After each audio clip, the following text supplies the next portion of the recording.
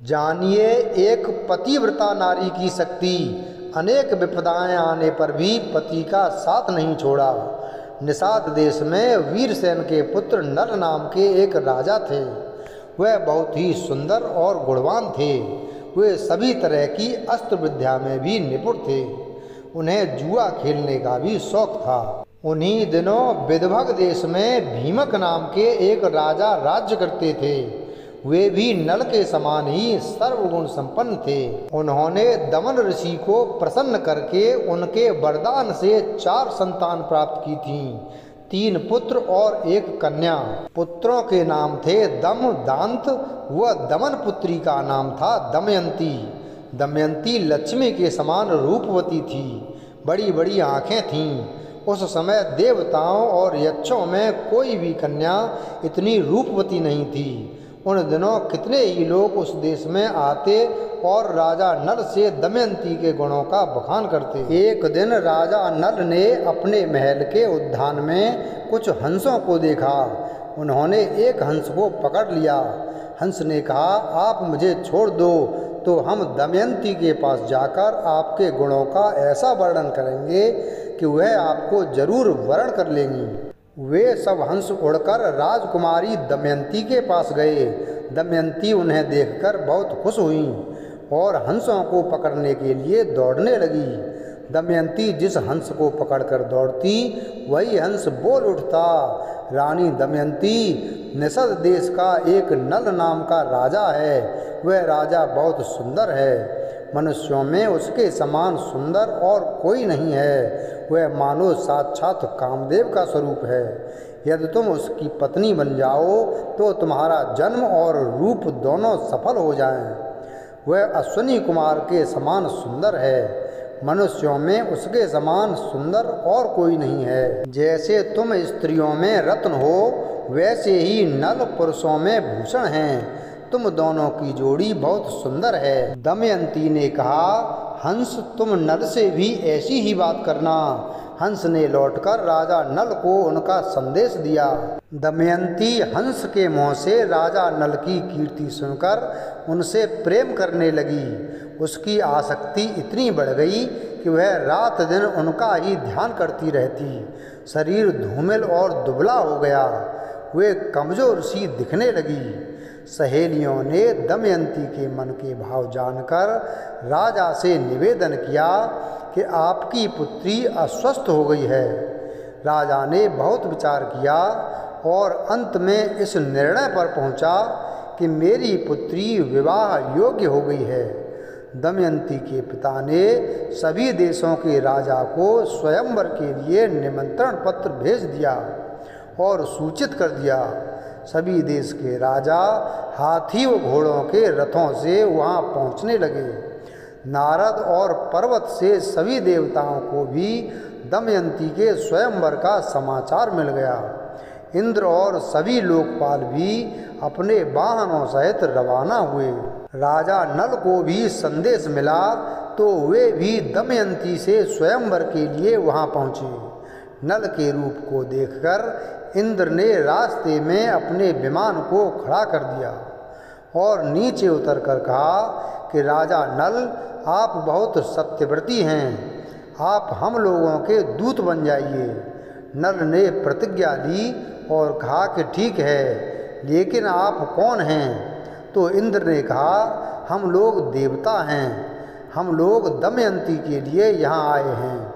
आप हमारे दूत बनकर दमयंती के पास जाइए और कहिए कि इंद्र, वरुण, अग्नि और यम देवता तुम्हारे पास आकर तुमसे विवाह करना चाहते हैं। इनमें से तुम चाहो उस वर को अपना पति स्वीकार कर लो। नल ने दोनों हाथ जोड़कर कहा कि देवराज, वहाँ आप लोगों का और मेरे जाने का एक ही प्रयोजन है, इसलिए आप मुझे वहाँ दूत बनाकर भेजें। यह उचित नहीं है। जिसकी किसी स्त्री को पत्नी के रूप में पाने की इच्छा हो चुकी हो वह भला उसको कैसे छोड़ सकता है और उसके पास जाकर ऐसी बात कह ही कैसे सकता है।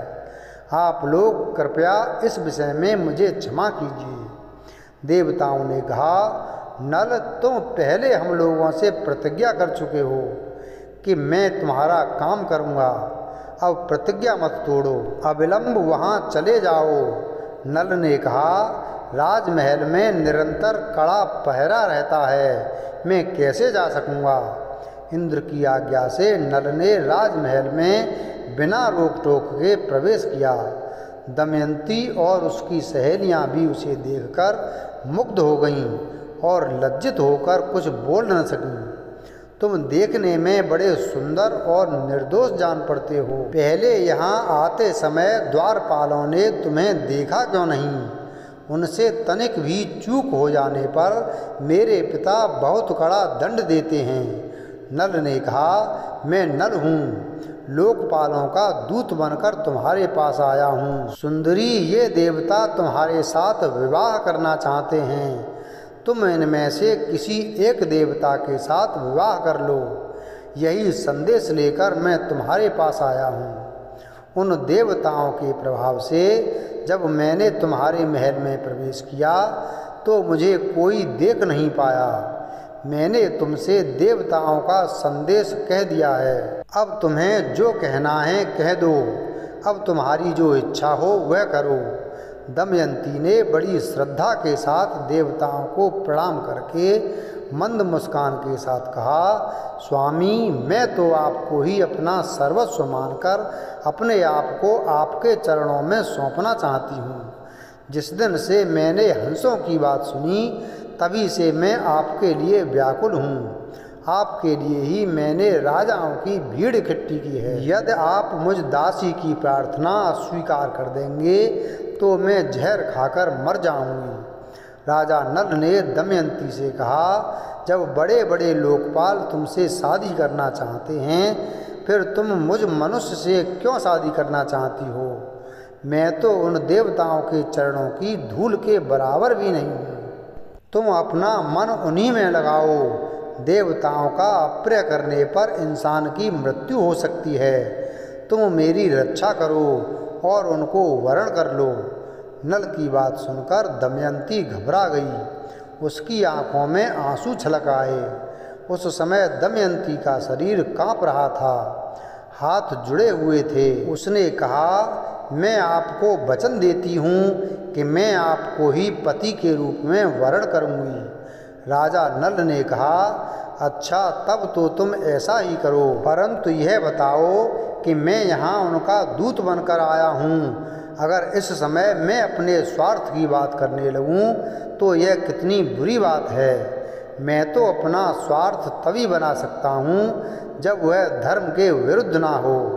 तब दमयंती ने गदगद कंठ से कहा, राजा, इसके लिए एक निर्दोष उपाय है। उसके अनुसार काम करने पर आपको दोष नहीं लगेगा। वह यह उपाय है कि आप सभी लोकपालों के साथ स्वयंवर मंडप में आएं। मैं आपको वरण कर लूँगी, तब आपको दोष भी नहीं लगेगा। देवताओं के पूछने पर उन्होंने कहा, मैं दमयंती के पास गया तो मुझे देखकर वे और उनकी सखियाँ सभी मुझ पर मोहित हो गईं और आप लोगों के प्रस्ताव को उनके सामने रखने के बाद भी वे मुझे ही वरण करने पर तुली हैं। स्वयंवर की घड़ी आई। राजा भीमक ने सभी को बुलाया। शुभ मुहूर्त में स्वयंवर रखा। सब राजा अपने अपने निवास स्थान से आकर स्वयंवर में यथास्थान बैठ गए। तभी दमयंती वहाँ आई। सभी राजाओं का परिचय दिया जाने लगा। दमयंती एक दूसरे को देखकर आगे बढ़ने दिया जाने लगा। आगे एक ही स्थान पर नल के समान ही वेशभूषा वाले 5 राजकुमार खड़े दिखाई दिए। यह देखकर दमयंती को संदेह हो गया। वह जिसकी ओर देखती उन्हें सिर्फ राजा नल ही दिखाई देते। इसलिए विचार करने लगीं कि मैं देवताओं को कैसे पहचानूं और ये राजा हैं यह कैसे जानूं। उसे बड़ा दुख हुआ। अंत में दमयंती ने यही निश्चय किया कि देवताओं की शरण में जाना ही उचित है। हाथ जोड़कर प्रणाम पूर्वक स्तुति करने लगी। देवताओं, हंसों के मुँह से नल का वर्णन सुनकर मैंने उन्हें पति रूप में वर्ण कर लिया है। मैंने नल की आराधना के लिए ही यह व्रत शुरू कर लिया है। आप लोग अपना रूप प्रकट कर दें जिससे मैं राजा नल को पहचान लूं। देवताओं ने दमयंती की बात सुनकर उसके दृढ़ निश्चय को देखकर उन्होंने उसे ऐसी शक्ति दी जिससे वह देवता और मनुष्यों में अंतर कर सके। दमयंती ने देखा कि शरीर पर पसीना नहीं है, पलकें गिरती नहीं हैं, माला कुम्हलाई नहीं है, शरीर स्थिर है, शरीर पर धूल व पसीना भी नहीं है। दमयंती ने इन लक्षणों को देखकर ही राजा नल को पहचान लिया। जिस समय दमयंती के स्वयंवर से लौटकर इंद्र व अन्य लोकपाल अपने अपने लोकों को जा रहे थे, उस समय उनकी मार्ग में ही कलयुग और द्वापर से भेंट हो गई। इंद्र ने पूछा, कलयुग कहाँ जा रहे हो? कलयुग ने कहा, मैं दमयंती के स्वयंवर में उससे विवाह करने के लिए जा रहा हूँ। इंद्र ने कहा, अरे स्वयंवर तो कब का पूरा हो गया। दमयंती ने राजा नल का वरण कर लिया है, हम लोग देखते ही रह गए। कलयुग ने क्रोध में भरकर कहा, तब तो यह अनर्थ हो गया। उसने देवताओं की उपेक्षा करके मनुष्य को अपनाया, इसलिए उसको दंड देना चाहिए। देवताओं ने कहा, दमयंती ने हमारी आज्ञा प्राप्त करके ही नल को वरण किया है। वास्तव में नल सर्वगुण संपन्न और उसके योग्य वर हैं। वे समस्त धर्मों के जानकार हैं। उन्होंने इतिहास पुराणों सहित वेदों का भी अध्ययन किया है। उनको शाप देना तो नरक में धधकती आग में गिरने के समान है। अब कलयुग ने द्वापर से कहा, मैं अपने क्रोध को शांत नहीं कर सकता, इसलिए मैं नल के शरीर में निवास करूँगा। मैं उसे राज्यच्युत कर दूँगा, तब वह दमयंती के साथ नहीं रह सकेगा। इसलिए तुम भी जुए के पासों में प्रवेश करके मेरी सहायता करना। द्वापर ने उसकी बात स्वीकार ली। द्वापर और कलयुग दोनों ही नल की राजधानी में आ बसे। 12 वर्ष तक वे इस बात की प्रतीक्षा में रहे कि नल में कोई दोष दिख जाए। एक दिन राजा नल संध्या के समय लघु शंका से निवृत्त होकर पैर धोए बिना ही आचमन करके संध्या वंदन करने बैठ गए। यह अपवित्र अवस्था देखकर कलयुग उनके शरीर में प्रवेश कर गया। कलयुग दूसरा रूप धारण करके वह पुष्कर के पास गया और बोला, तुम नल के साथ जुआ खेलो, मेरी सहायता करो। जुए में जीतकर निषाद राज का राज्य प्राप्त कर लो। पुष्कर उसकी बात स्वीकार करके नल के पास गया। द्वापर भी पासे का रूप धारण करके उसके साथ चला। जब पुष्कर ने राजा नल को जुआ खेलने का आग्रह किया, तब राजा नल दमयंती के सामने अपने भाई की बार बार की ललकार सह ना सके। उन्होंने पासे खेलने का निश्चय किया। उस समय नल के शरीर में कलयुग घुसा हुआ था, इसलिए नल जो कुछ भी जुए में लगाते हार जाते। प्रजा और मंत्रियों ने राजा को रोकना चाहा, लेकिन जब वे नहीं माने तो मंत्रियों ने द्वारपाल को रानी दमयंती तक राजा को रोकने का संदेश पहुंचवाया। तब रानी दमयंती नल को बोली, आपकी पूरी प्रजा आपके दुख के कारण अचेत हुई जा रही है। इतना कहकर दमयंती भी रोने लगी। लेकिन राजा नल कलयुग के प्रभाव में थे, इसीलिए जो पासे फेंकते वही उनके प्रतिकूल पड़ते। जब दमयंती ने यह सब देखा तो उसने धाय को बुलाया और उसके द्वारा राजा नल के सारथी वार्ष्णेय को बुलाया। उन्होंने उससे कहा, सारथी तुम जानते हो कि महाराज बहुत संकट में हैं। अब यह बात तुमसे छिपी नहीं है। तुम रथ जोड़ लो और मेरे बच्चों को रथ में बैठाकर कुंडी नगर ले जाओ। उसके बाद पुष्कर ने राजा नल का सारा धन ले लिया और बोला, तुम्हारे पास दाव लगाने के लिए और कुछ है या नहीं? यदि तुम दमयंती को दाव पर लगाने लायक समझो तो उसे लगा दो। एक दिन राजा नल ने देखा कि बहुत से पक्षी उनके पास ही बैठे हैं। उनके पंख सोने के समान दमक रहे हैं। नल ने सोचा कि इनके पंख से कुछ धन मिलेगा। ऐसा सोचकर उन्हें पकड़ने के लिए नल ने उन पर अपना पहनने का वस्त्र डाल दिया। पक्षी उनका वस्त्र लेकर उड़ गए। अब नल नंगे होकर बड़ी दीनता के साथ मुख नीचे करके खड़े हो गए। पक्षियों ने कहा, तू नगर से एक वस्त्र पहनकर निकला था, उसे देखकर हमें बड़ा दुख हुआ था। ले, अब हम तेरे शरीर का वस्त्र लिए जा रहे हैं। हम पक्षी नहीं, जुए के पासे हैं। नल ने दमयंती से पासे की बात कह दी। तुम देख रही हो, यहाँ बहुत से रास्ते हैं। एक अवंती की ओर जाता है, दूसरा पर्वत होकर दक्षिण देश को। सामने विंध्याचल पर्वत है। यह पयोष्णी नदी समुद्र में मिलती है। सामने का रास्ता विदर्भ देश को जाता है।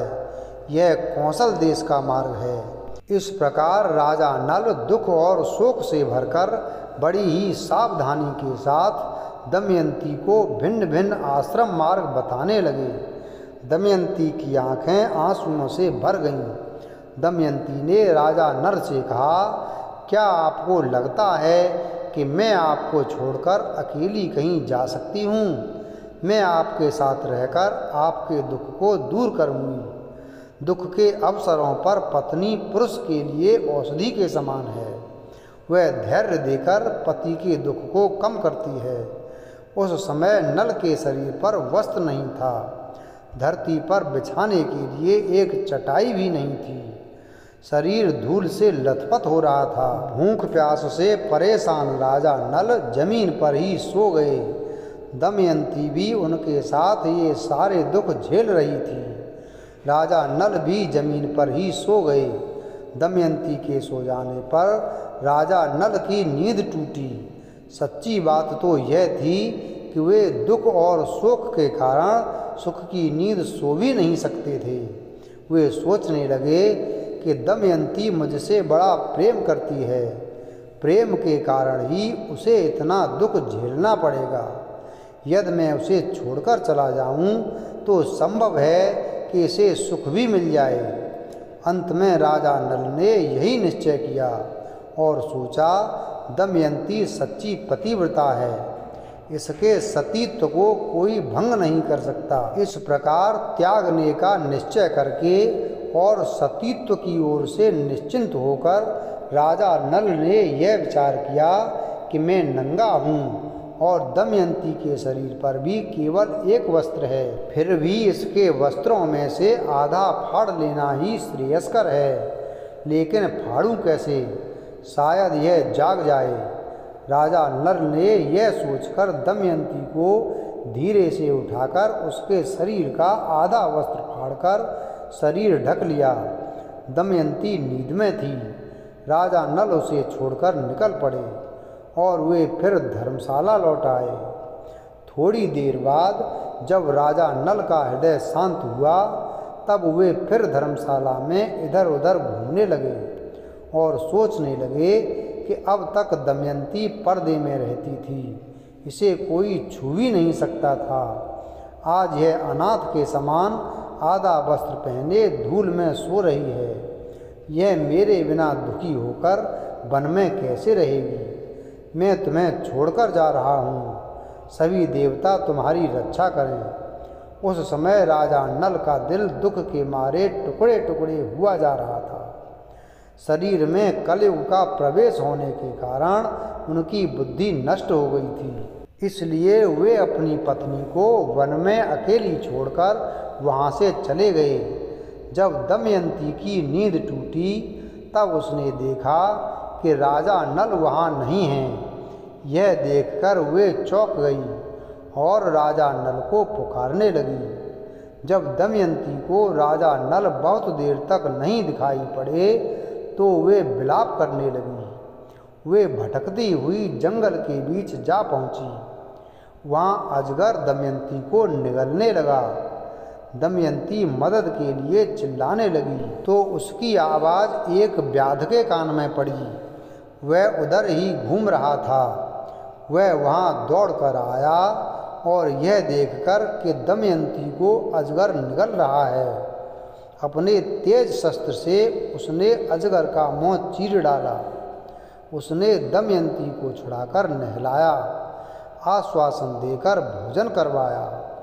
दमयंती जब कुछ शांत हुई, व्याध ने पूछा, सुंदरी तुम कौन हो? किस कष्ट में पड़कर किस उद्देश्य से तुम यहाँ आई हो? दमयंती की सुंदरता, बोलचाल और मनोहरता देखकर व्याध मोहित हो गया। वह दमयंती से मीठी मीठी बातें करके उसे अपने वश में करने की कोशिश करने लगा। दमयंती उसके मन के भाव समझ गई। दमयंती ने उसके बलात्कार करने की चेष्टा को बहुत रोकना चाहा, लेकिन जब वह किसी प्रकार नहीं माना तो उसने शाप दे दिया कि मैंने राजा नल के अलावा किसी और का चिंतन कभी नहीं किया हो तो यह व्याध मरकर गिर पड़े। दमयंती के इतना कहते ही व्याध के प्राण पखेरु उड़ गए। व्याध के मर जाने के बाद दमयंती एक निर्जन और भयंकर वन में जा पहुंची। राजा नल का पता पूछती हुई वह उत्तर की ओर बढ़ने लगी। 3 दिन रात बीत जाने के बाद दमयंती ने देखा कि सामने ही बहुत सुंदर तपोवन है, जहाँ बहुत से ऋषि निवास करते हैं। उसने आश्रम में जाकर बड़ी नम्रता के साथ प्रणाम किया और हाथ जोड़कर खड़ी हो गई। ऋषियों को प्रणाम किया। ऋषियों ने दमयंती का सत्कार किया और उसे बैठने को कहा। दमयंती ने एक भद्र स्त्री के समान सभी के हाल चाल पूछे। फिर ऋषियों ने पूछा, आप कौन हैं? तब दमयंती ने अपना पूरा परिचय दिया और अपनी सारी कहानी ऋषियों को सुनाई। तब सारे तपस्वी उसे आशीर्वाद देते हैं कि थोड़े ही समय में निषद के राजा को उनका राज्य वापस मिल जाएगा। उसके शत्रु भयभीत होंगे, वह मित्र प्रसन्न होंगे और कुटुंबी आनंदित होंगे। इतना कहकर सभी ऋषि अंतर्ध्यान हो गए। दमयंती रोती हुई एक अशोक के वृक्ष के पास पहुंचकर बोली, तू मेरा शोक मिटा दे। शोक रहित अशोक, तू मेरा शोक मिटा दे। क्या कहीं तूने राजा नल को शोक रहित देखा है? तू अपने शोकनाशक नाम को सार्थक कर। दमयंती ने अशोक की परिक्रमा की और वह आगे बढ़ी। उसके बाद आगे बढ़ी तो बहुत दूर निकल गई। वहाँ उसने देखा कि हाथी, घोड़ों और रथों के साथ व्यापारियों का एक झुंड आगे बढ़ रहा है। व्यापारियों के प्रधान से बातचीत करके दमयंती को जब यह पता चला कि वे सभी चेदी देश जा रहे हैं तो वह भी उनके साथ हो गई। कई दिनों तक चलने के बाद वे व्यापारी एक भयंकर वन में पहुँचे। वहाँ एक बहुत सुंदर सरोवर था। लंबी यात्रा के कारण वे लोग थक चुके थे, इसलिए उन लोगों ने वहीं पड़ाव डाल दिया। रात के समय जंगली हाथियों का झुंड आया। आवाज़ सुनकर दमयंती की नींद टूट गई। वह इस मांसाहार के दृश्य को देखकर समझ नहीं पा रही थी कि वह क्या करे। वे सभी व्यापारी मर गए। वो वहाँ से भाग निकली और दमयंती भागकर उन ब्राह्मणों के पास पहुँची और उनके साथ चलने लगी। शाम के समय वह राजा सुबाहु के यहाँ जा पहुँची। वहाँ उसे सब बावली समझ रहे थे। उसे बच्चे परेशान कर रहे थे। उस समय राजमाता महल के बाहर खिड़की से देख रही थी। उन्होंने अपनी दासी से कहा, देखो तो वह स्त्री बहुत दुखी मालूम होती है। तुम जाओ और मेरे पास ले आओ। दासी दमयंती को रानी के पास ले गई। रानी ने दमयंती से पूछा, तुम्हें डर नहीं लगता ऐसे घूमते हुए? तब दमयंती ने बोला, मैं एक पतिव्रता स्त्री हूँ। मैं हूँ तो कुलीन, पर दासी का काम करती हूँ। तब रानी ने बोला, ठीक है, तुम महल में ही रह जाओ। तब दमयंती कहती है, कि मैं यहाँ रह तो जाऊँगी, पर मेरी 3 शर्त हैं। मैं झूठा नहीं खाऊंगी, पैर नहीं धोऊंगी और परपुरुष से बात नहीं करूंगी। रानी ने कहा, ठीक है, हमें आपकी शर्तें मंजूर हैं। जिस समय राजा नल दमयंती को सोती छोड़कर आगे बढ़े, उस समय वन में आग लग रही थी। तभी नल को आवाज आई, राजा नल शीघ्र दौड़ो, मुझे बचाओ। नागराज कुंडली बांधकर पड़ा हुआ था। उसने नल से कहा, राजन, मैं करकोटक नाम का सर्प हूँ। मैंने नारद मुनि को धोखा दिया था। उन्होंने शाप दिया कि जब तक राजा नल तुम्हें न उठावें तब तक यहीं पड़े रहना। उनके उठाने पर तू शाप से छूट जाएगा। उनके शाप के कारण मैं यहाँ से एक भी कदम आगे नहीं बढ़ सकता। तुम इस शाप से मेरी रक्षा करो। मैं तुम्हें हित की बात बताऊंगा और तुम्हारा मित्र बन जाऊंगा। मेरे भार से डरो मत, मैं अभी हल्का हो जाता हूँ। वह अंगूठे के बराबर हो गया। नल उसे उठाकर दावानल से बाहर ले आए। करकोटक ने कहा, तुम अभी मुझे जमीन पर मत डालो, कुछ कदम गिनकर चलो। राजा नल ने ज्यों ही पृथ्वी पर 10वां कदम चला और उन्होंने कहा 10, तो ही करकोटक ने उन्हें डस लिया। उसका नियम था कि जब कोई बोले 10 तभी वह डसता था। आश्चर्यचकित नल से उसने कहा, महाराज, तुम्हें कोई पहचान ना सके, इसलिए मैंने डस के तुम्हारा रूप बदल दिया है। कलयुग ने तुम्हें बहुत दुख दिया है। अब मेरे विष से वह तुम्हारे शरीर में बहुत दुखी रहेगा। तुमने मेरी रक्षा की है। अब तुम्हें हिंसक पशु पक्षी शत्रु का कोई भय नहीं रहेगा। अब तुम पर किसी विष का प्रभाव नहीं होगा और युद्ध में हमेशा तुम्हारी जीत होगी। यह कहकर करकोटक ने 2 दिव्य वस्त्र दिए और वह अंतर्ध्यान हो गया। राजा नल वहाँ से चलकर 10वें दिन राजा ऋतुपर्ण की राजधानी अयोध्या में पहुँच गए। उन्होंने वहाँ राज दरबार में निवेदन किया कि मेरा नाम बाहुक है। मैं घोड़ों को हाँकने और उन्हें तरह तरह की चालें सिखाने का काम करता हूँ। घोड़ों की विद्या मेरे जैसा निपुण इस समय पृथ्वी पर कोई नहीं है। रसोई बनाने में भी मैं बहुत चतुर हूँ। हस्त कौशल के सभी काम और दूसरे कठिन काम करने की चेष्टा करूँगा। आप मेरी आजीविका निश्चित करके मुझे रख लीजिए।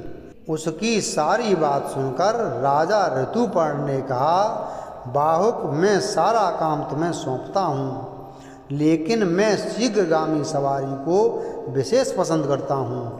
तुम्हें हर महीने सोने की 10,000 मोहरें मिला करेंगी, लेकिन तुम कुछ ऐसा करो कि मेरे घोड़ों की चाल तेज हो जाए। इसके अलावा तुम्हारे साथ वार्ष्णेय और जीवल हमेशा उपस्थित रहेंगे। राजा नल रोज दमयंती को याद करते और दुखी होते कि दमयंती भूख प्यास से परेशान ना जाने किस स्थिति में होगी। इसी तरह राजा नल ने दमयंती के बारे में सोचते हुए कई दिन बिता दिए। ऋतुपर्ण के पास रहते हुए उन्हें कोई ना पहचान सका।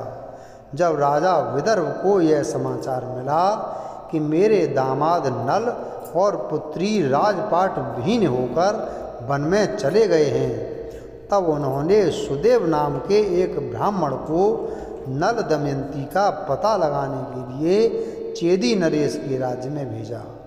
उसने एक दिन राजमहल में दमयंती को देख लिया। उस समय राजा के महल में पुण्याहवाचन हो रहा था। दमयंती सुनंदा एक साथ बैठकर ही वह कार्यक्रम देख रही थी। सुदेव ब्राह्मण ने दमयंती को देखकर सोचा कि वास्तव में यही भीमक नंदिनी है।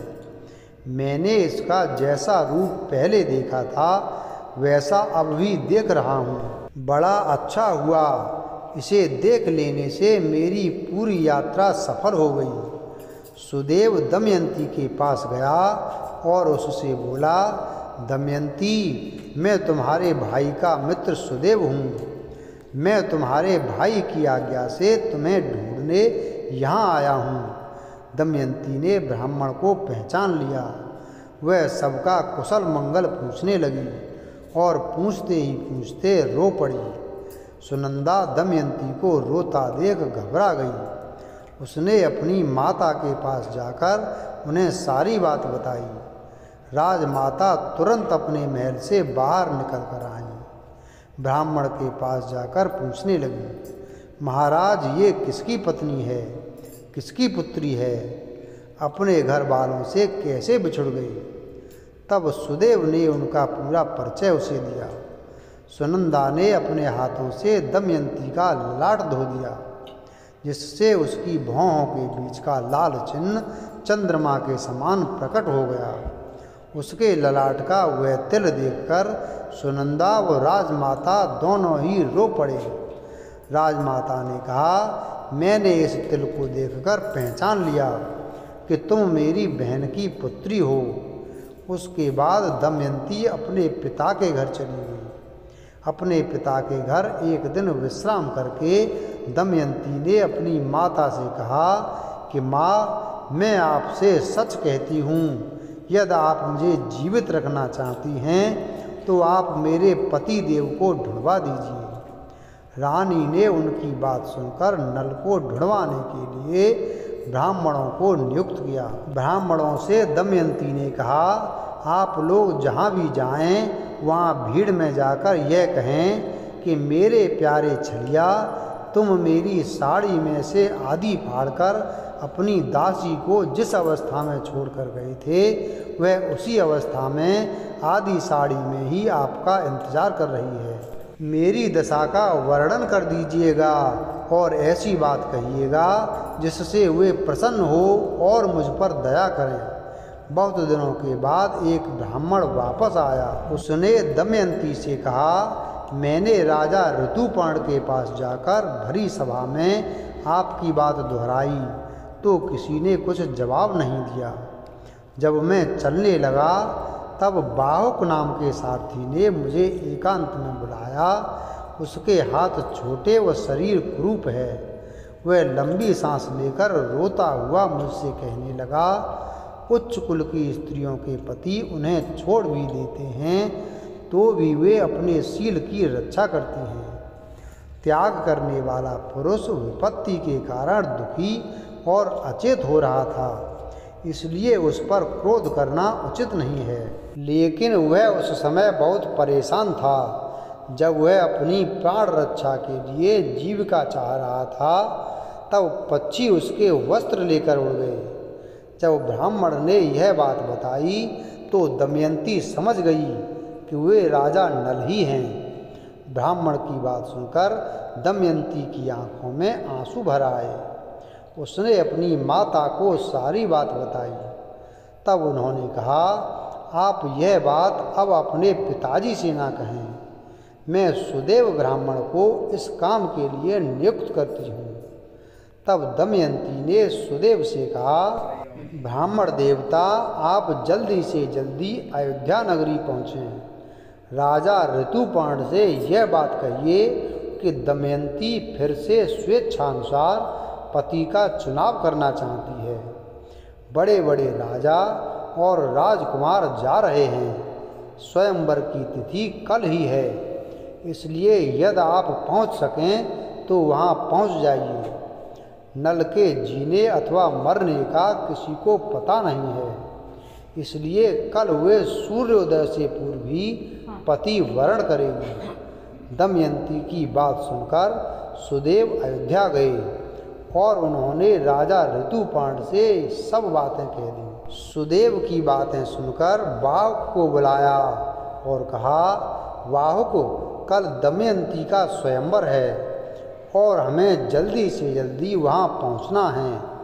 यदि तुम मुझे जल्दी से जल्दी पहुँचाना संभव समझो तभी मैं वहाँ जाऊँगा। ऋतुपर्ण की बात सुनकर नल का कलेजा फटने लगा। सोचा कि दमयंती ने दुखी और अचेत होकर ही ऐसा किया होगा।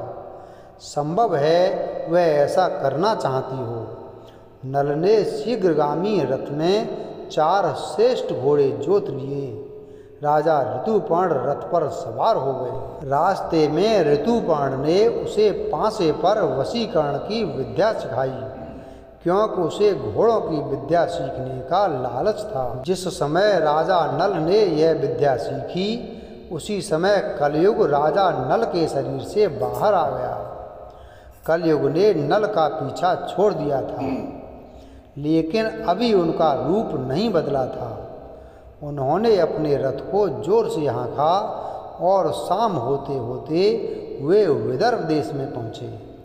राजा भीमक के पास समाचार भेजा गया। उन्होंने ऋतुपर्ण को अपने यहाँ बुला लिया।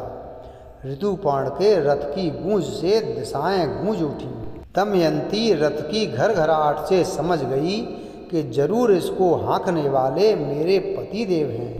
यदि आज वे मेरे पास नहीं आएंगे तो मैं आग में कूद जाऊंगी। उसके बाद अयोध्या नरेश ऋतुपर्ण जब राजा भीमक के दरबार में पहुँचे तो उनका बहुत आदर सत्कार हुआ। भीमक को इस बात का बिल्कुल पता नहीं था कि वे स्वयंवर का निमंत्रण पाकर यहाँ आए हैं। जब ऋतुपर्ण ने स्वयंवर की कोई तैयारी नहीं देखी तो उन्होंने स्वयंवर की बात दबा दी और कहा, मैं तो सिर्फ आपको प्रणाम करने चला आया। भीमक सोचने लगे कि 100 योजन से अधिक दूर कोई प्रणाम कहने को नहीं आ सकता, लेकिन वे यह सोच समझकर भीमक के सत्कार में लग गए। बाहुक वार्ष्णेय के साथ अश्वशाला में ठहरकर घोड़ों की सेवा में लग गया। दमयंती व्याकुल हो गई कि रथ की ध्वनि तो सुनाई दे रही है, पर कहीं भी मेरे पति के दर्शन नहीं हो रहे। हो न हो वार्ष्णेय ने उनसे रथ विद्या सीख ली होगी। तब उसने अपनी दासी से कहा, हे दासी, तू जा और इस बात का पता लगा कि यह कुरूप पुरुष कौन है। संभव है कि यही हमारे पतिदेव हों। मैंने ब्राह्मणों द्वारा जो संदेश भेजा था वही उसे बतलाना और उसका उत्तर मुझसे कहना। तब दासी व थल पर विजय प्राप्त कर ली है। मैंने आज तक ऐसा पुरुष नहीं देखा। तब दमयंती को विश्वास हो जाता है कि वह बाहुक ही राजा नल है। अब दमयंती ने सारी बात अपनी माता को बताकर कहा कि अब मैं स्वयं उस बाहुक की परीक्षा लेना चाहती हूँ, इसलिए आप बाहुक को मेरे महल में आने की आज्ञा दीजिए।